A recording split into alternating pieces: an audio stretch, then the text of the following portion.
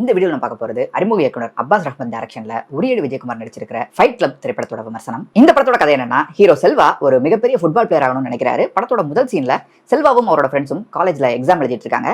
அப்ப யாரோ சில பேர் முகத்தை மறைச்சிட்டு கையில அருவாளோட வந்து இவங்களெல்லாம் வெட்ட ட்ரை பண்றாங்க. அங்கிருந்து கட் பண்ணி அப்படியே பிளாஷ்பேக் போனா, ஹீரோட சின்ன வயசுல அவரோட ஏரியால வட சென்னையில பெஞ்சமின் அப்படின்னு ஒருத்தர் இருக்காரு.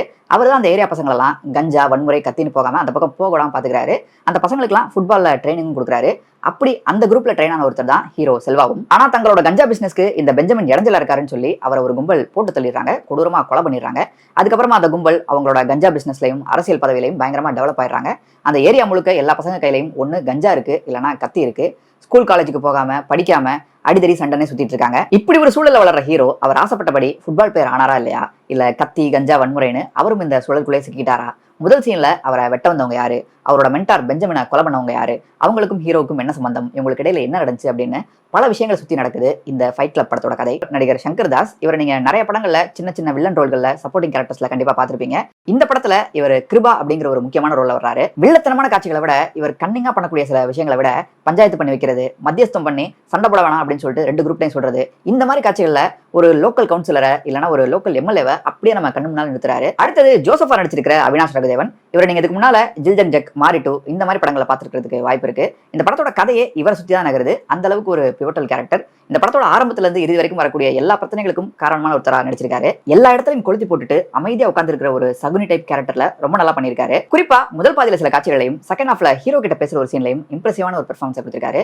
இந்த படத்திலேயே ரொம்ப இன்ட்ரெஸ்டிங்கான ஒரு கேரக்டர் ஸ்கெட்ச் இருக்கிறது ஜோசப் அப்படிங்கிற இந்த கதாபாத்திரத்துக்கு தான். கிருபாவுக்கு ஒரு ஜோசப் கிடைச்ச மாதிரி எனக்கு ஒருத்தன் கிடைக்காமலா போயிடுவான் அப்படின்னு அவர் சொல்லக்கூடிய அந்த இடம் ரொம்ப நல்லா எழுதப்பட்டிருந்தது. இவங்க 3 பேருக்கு அடுத்தபடியா செல்வாவா நடிச்சிருக்கிற ஹீரோ உரியடி விஜயகுமார் கிட்டத்தட்ட உரியடி படத்துல வந்த மாதிரி ஒரு கதாபாத்திரம் தான். அதனால அவருக்கு இது ஒரு கேக் வாக் அப்படின்னே சொல்லலாம். படம் முழுக்க ஒரு பாய் நெக்ஸ்ட் டோர் ஃபீல்ல தான் வர்றாரு.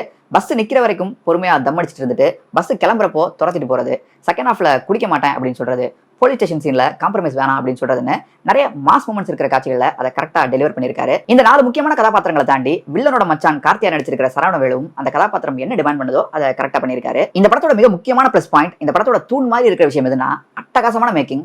இந்த படத்தோட ரொம்ப சுமாரான ரைட்டிங்ல இருக்கக்கூடிய குறைகள் எல்லாம் மறைச்சு இந்த படத்தை ஓரளவு காப்பாற்றுறது இந்த படத்தோட டெக்னிகாலிட்டிஸ் தான். ஃபைட் கிளப் விஷுவலி ரொம்பவே இன்ட்ரெஸ்டிங்கான ஒரு திரைப்படம். இந்த படத்தோட சினிமாட்டோகிராஃபரும் எடிட்டரும் பயங்கரமா உழைச்சிருக்காங்க, ரொம்பவே மெனக்கிட்டு இருக்காங்க அப்படிங்கிறது இந்த படத்தை பார்க்கும்போது தெரியுது. ஆனா அது எதுவுமே நேரடியா ஷூட்டிங் ஸ்பாட்டுக்கு போய் பண்ண விஷயமோ இல்ல எடிட்டிங் டேபிள் உட்காந்துருக்கும் போது தோண ஐடியாவோ இல்ல, டேரக்டர் சைட்ல இருந்து நிறைய இன்புட்ஸ் இருந்திருக்கு.